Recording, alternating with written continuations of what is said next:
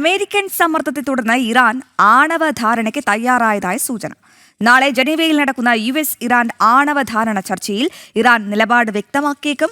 ആണവ ധാരണയുണ്ടായില്ല എങ്കിൽ അമേരിക്കൻ പിന്തുണയോടെ ഇസ്രയേൽ ഇറാനെ ആക്രമിച്ചേക്കുമെന്ന സൂചനകളും പുറത്തുവരുന്നുണ്ട്.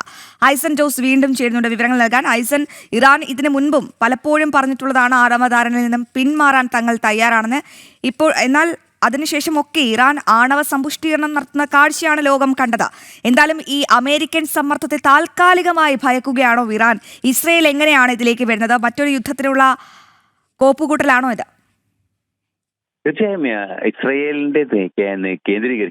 കേന്ദ്രീകരിച്ച് തന്നെയായിരിക്കും ഇറാനെതിരെ ആക്രമണം നടക്കുക എന്ന് ഏതാണ്ട് വ്യക്തമാകുന്ന ഒരു സൂചന തന്നെയാണ് വരുന്നത്. കഴിഞ്ഞ ഡിസംബറിൽ തന്നെ ഇസ്രയേലിനെ ഇത്തരത്തിലുള്ള എന്തെങ്കിലും ഒരു ആക്രമണം നടത്തേണ്ട സാഹചര്യമുണ്ടായാൽ പൂർണ്ണ പിന്തുണ നൽകുമെന്ന് ട്രംപ് ഉറപ്പു നൽകിയതായ ഏറ്റവും സുപ്രധാന വിവരമാണ് ഇപ്പോൾ പുറത്തു വന്നിരിക്കുന്നത്. ഔദ്യോഗികമായ ചില അന്താരാഷ്ട്ര വാർത്താ ഏജൻസികളാണ് ഇക്കാര്യം പുറത്തുവിടുകയും ചെയ്തിരിക്കുന്നത്. മാത്രമല്ല, നാളെ ജനീവയിൽ ചർച്ച നടക്കാനിരിക്കുകയാണ്. ഈ ചർച്ച നടക്കുന്ന ഒരു സാഹചര്യത്തിലാണ് ഈ ഒരു വാർത്തയും പുറത്തു വരുന്നത് എന്നതും മറ്റൊരു നിർണായക ഘടകമാണ്.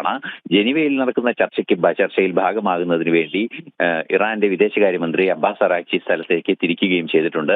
നാളെ ജനീവയിൽ നടക്കുന്ന ഈ ചർച്ചയുമായി ബന്ധപ്പെട്ടായിരിക്കും തുടർ നീക്കങ്ങൾ ഉണ്ടാവുക.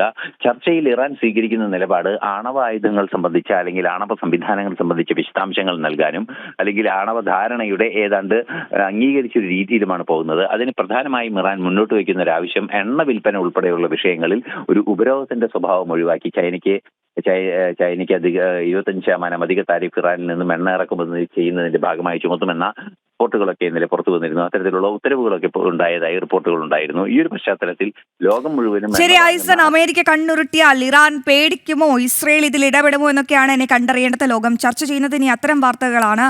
ഐസനാണ് വിവരങ്ങൾ നൽകിയത്.